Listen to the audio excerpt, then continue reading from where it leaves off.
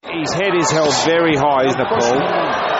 Sonny Bill, he's got good timing, fast reflexes, but, you know, I mean, let's be realistic, you know, when he fights someone that... Hogan down onto his knees, and the count is on.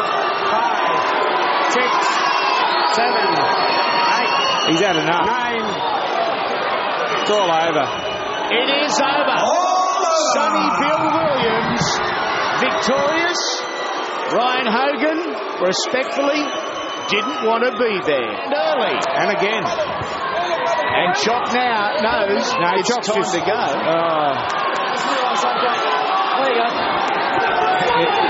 As soon as he gets nailed, this guy, he's going to go, I'm telling you. Break!